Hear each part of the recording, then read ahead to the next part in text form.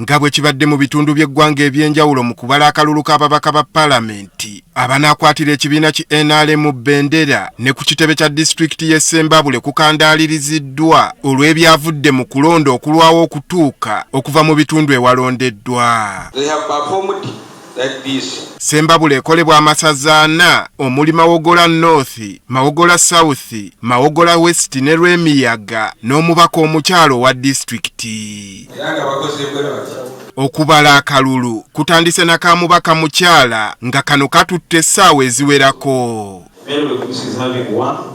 Bigenze okukomekkerezebwa nga Florence Nambazira Musoke awangudde eky'omubaka omukyalo wa Ssembabule ng'awangudde omubaka Begumisa aliyo kati. Challenge zibadde nnyingi.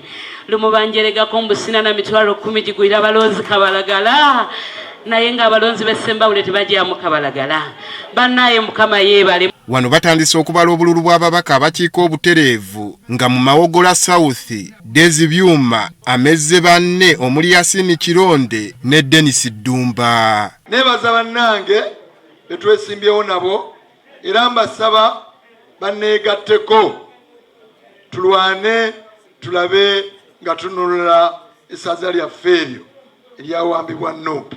Ate yo mu Mawogola West, Anifa Kawooya Amezze banne. Has polled the highest number of votes, 15,947, representing 61.67%. Mu Mawogola North, Sodo Kaguta Ayine muto w'omukulembeze w'eggwanga naye alangiriddwa oluvannyuma lw'okuyitamu nga tavuganyiziddwa. I don't know whether he's around.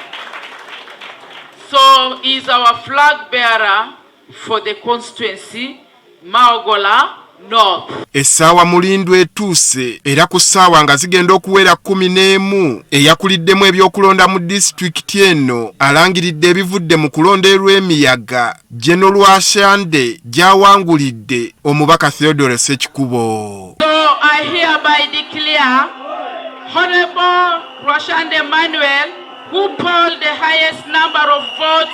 Eno abawagizi ba Rwashande wadde nga babadde bagaaniddwa okutuuka mu kifo kino babadde bataka era ne batandikirawo okujaganya.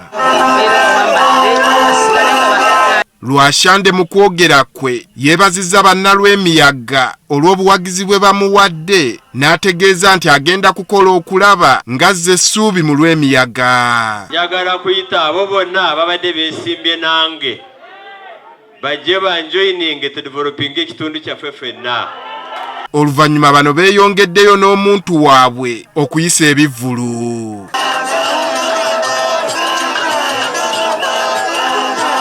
Y'omubaka eyawanguddwa Theodore Ssekikubo tukitegeddeko nti ebyavudde mu kulonda yabiwakanyizza era nga ssaawa yonna agenda kulangirira kyazzaako. Andrew Kagwa, Agafeeyo, Spark TV. Thank you so much. Ssembabule